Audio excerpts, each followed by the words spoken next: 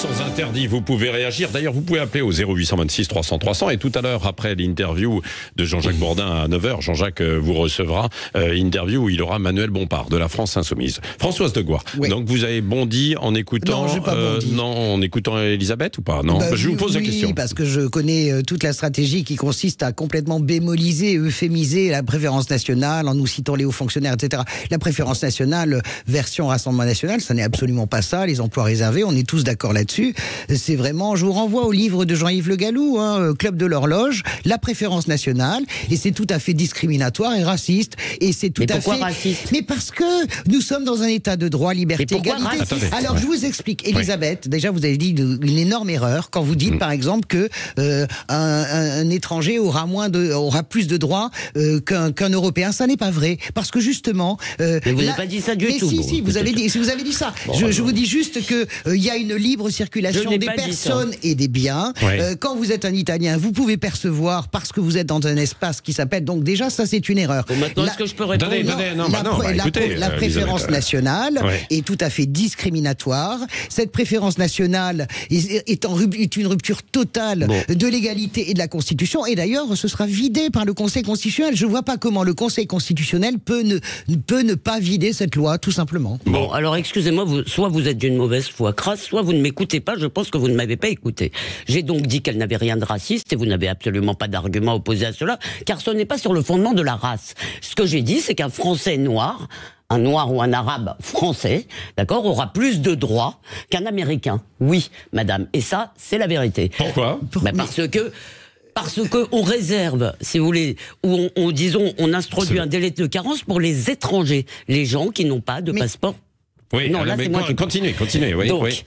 Je dis simplement que dans la loi, si vous êtes français, d'accord, si vous êtes français, vous avez plus de droits qu'un étranger. Donc si vous êtes un français noir ou arabe, vous avez plus de droits qu'un étranger. Oui, donc ça n'est pas raciste. Pardonnez, ce que j'essaye de vous dire. Non, je n'ai pas terminé de vous répondre. Je n'ai pas terminé de vous répondre. Doucement, calmement. Mais je ne veux pas être interrompu. Allez, vas-y. Voilà. Allez-y. Donc, ça c'est la première chose. Donc soit vous faites semblant de ne pas comprendre, il n'y a rien de raciste là-dedans. Deuxièmement, vous n'avez absolument aucune réponse à m'apporter quand je vous dis non. Pour l'instant, vous agitez des accusations. Vous n'avez aucune réponse à m'apporter quand je vous dis, d'accord, que la préférence nationale, c'est le cœur de la nation. La nation, c'est une distinction entre les citoyens français ou les citoyens. La nation ne traite pas de la même façon. L'Algérie ne traite pas de la même façon un Algérien et un Français. Allez, voilà, vous avez terminé la réponse de Françoise. C'est parce que vous avez pas pris l'exemple américain. Vous me parliez d'un Suédois ou d'un Européen. D'abord, c'est faux. Sur ce que vous dites de la nation, je sais que peut-être vous n'aimez pas cette version-là de l'Europe. Je vous redis que si vous êtes un Italien, si vous êtes un Espagnol et que vous installez en France, vous avez les mêmes droits. Vous accédez aux logements sociaux de la même manière parce que nous sommes dans un espace intégré et que le traité constitutionnel européen refuse la moindre rupture d'égalité. Et je vous rappelle que c'est le cas également en France. Par ailleurs, vous me dites que c'est pas discriminant. Quand vous êtes une personne étrangère qui arrive et qui a un travail et que vous êtes obligé d'attendre 30 mois. Alors, si vous dites que c'est pas discriminant, je propose que sur toutes les feuilles de salaire de ces gens qui vont travailler pendant 30 mois et qui ne vont rien toucher, on enlève les cotisations sociales, que ces gens-là ne payent pas d'impôts. Vous savez combien ça rapporte l'immigration par an à la France? Ça rapporte entre 9 et 10 milliards. Mais ça rapporte entre 9 et 10 milliards de cotisations. Arrêtez de ricaner, Elisabeth. C'est la réalité. Sérieusement. On est très sérieux, c'est un débat très sérieux. Vous m'expliquez qu'il n'y a rien de discriminant. Eh bien, non, j'ai pas dit ça, j'ai dit qu'il n'y avait rien de raciste. Mais j'ai dit... C'est pas pareil, raciste et discriminant. Je dis que c'est discriminant, je dis que c'est discriminant profondément, donc c'est tout à fait raciste, parce que la réalité c'est que... Mais écoutez, Elisabeth, on voit bien à qui s'adresse ce texte. Est-ce que vous êtes sur de la sémantique? On marque une pause et puis... Non, c'est pas la sémantique. Je dois répondre là-dessus. Vous allez répondre, mais il est 8h21. On fait une petite pause et vous allez répondre, bien sûr, calmement, posément, évidemment, c'est ça le débat. Il est 8h22 sur Sud Radio. Le Grand Matin Sud Radio, 7h, 8h30, Patrick Roger. Évidemment, le débat continue entre Françoise de Gois et Elisabeth Lévy, y compris pendant les pages de pub. Bon, on a compris que vous n'étiez pas d'accord en fait sur ces termes autour de racisme et de discrimination. Alors maintenant, toute la question, c'est quand même de savoir ce qui va ressortir en fait de tout ça. Est-ce que vous avez le sentiment que Emmanuel Macron trahi en quelque sorte parce qu'il accepte les voix du Rassemblement national. D'ailleurs, il faut dire un peu les choses. Est-ce que si le Rassemblement national n'avait pas voté ce texte... Elle passait pas. Elle ne passait pas. C'est-à-dire il manquait 7 voix. Entre 7 et 12, non, 7 voix, j'ai compté. Voilà, il manquait 7 voix. Voilà. Et s'il s'abstenait, c'était la même chose. Ça passait pas non plus. Non, bien sûr. Donc cette loi, elle est là parce que Marine Le Pen a décidé de la voter. Ce sont surtout aussi les Républicains dans un premier temps. Il ne faut pas oublier les choses. C'est pas le sujet. Moi, c'est le sujet. Excusez-moi, on est sur le vote là. On est d'accord que ce qui fait la bascule hier, c'est Marine Le Pen qui vote cette loi. Donc je veux bien qu'on se tortille dans tous les sens à la Gérald Darmanin. Ça, après, je vais vous laisser répondre, Elisabeth. Je veux bien qu'on explique. Mais c'est quand même insensé. Alors là, malgré toute l'antipathie que j'ai pour ce qu'est le Rassemblement national, c'est insensé qu'un président de la République, par le biais et par la voix de son ministre de l'Intérieur, fasse dire à l'Assemblée nationale qu'on ne compte pas les voix du Rassemblement national. Malgré toute la détestation que je peux avoir pour ce parti, la réalité, c'est qu'il est élu. C'est quoi l'invisibilisation de ces voix? 13 millions de personnes ont voté Rassemblement national au second tour de la présidentielle. Donc est-ce que ça veut dire qu'il faut rejeter en fait ces gens-là? Mais c'est un peu ça pas finalement.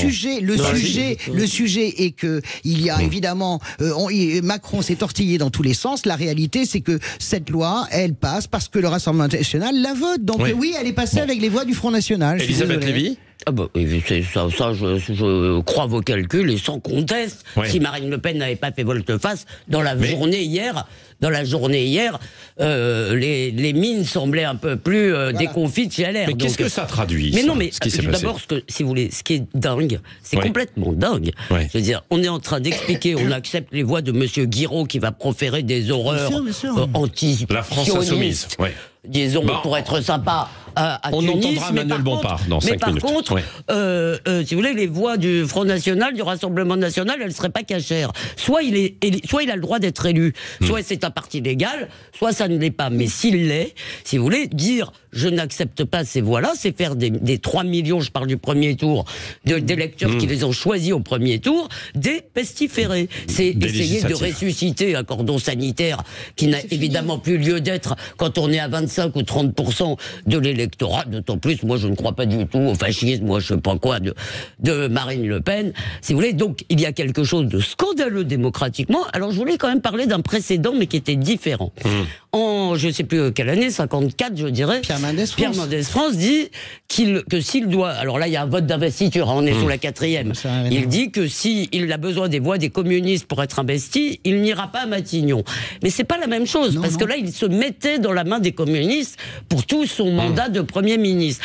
Et ça avait d'ailleurs fait, je suppose, grand débat. Mais là, il y a un scandale démocratique. Et en plus, honnêtement, il n'y croit pas. C'est un festival de posture, la collaboration. Mais ces gens... De qui vous voulez parler? Tous ceux qui nous font leur... Il y a quelque chose de grand guignolesque hier, de toute façon, avec un ministre de l'Intérieur qui, en plus de ça, annonce lui-même à la tribune que je reconnais qu'il y a beaucoup d'articles dans cette loi qui ne sont pas constitutionnels. Ah oui, alors ça c'est étonnant quand même. Mais c'est pas étonnant, c'est-à-dire qu'il prépare tout simplement le fait que la loi va être vidée, c'est-à-dire qu'en réalité, la Macronie a entourloupé tout le monde. Entourloupé les Républicains. Je ne sais pas si vous avez vu à quel point Darmanin reste flou quand tu lui poses la question de l'aide médicale, d'État. On verra ça en janvier. Vous ne croyez pas la lettre de la première ministre? Peut-être qu'elle sera même plus première ministre, d'ailleurs, à cette époque-là. Et puis, la réalité, si vous voulez, c'est que on est dans une folie, du point de vue, en tout cas, de la gauche et des gens qui ont fait barrage. On a un homme qui a été élu pour faire barrage à 2 reprises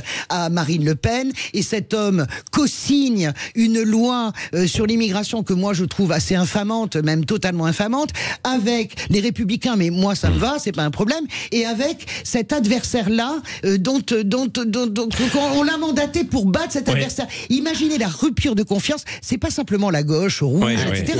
C'est les millions d'électeurs qui ont fait barrage. Elisabeth Lévy. Non, mais moi, ce qui me frappe, si vous voulez, c'est que Françoise s'accommode tout à fait du fait que la politique migratoire est une politique antidémocratique. démocratique dans notre pays depuis des années. Pourquoi ? Parce qu'il est clair.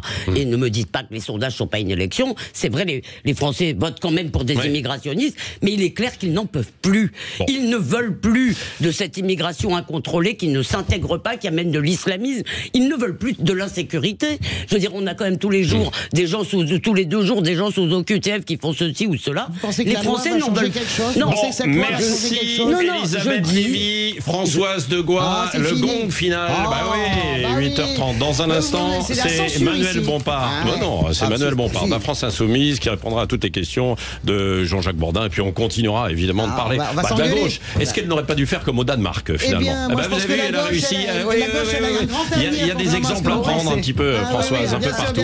Allez, 8h31, du calme, s'il vous plaît. Dans un instant, donc, Jean-Jacques Bourdin.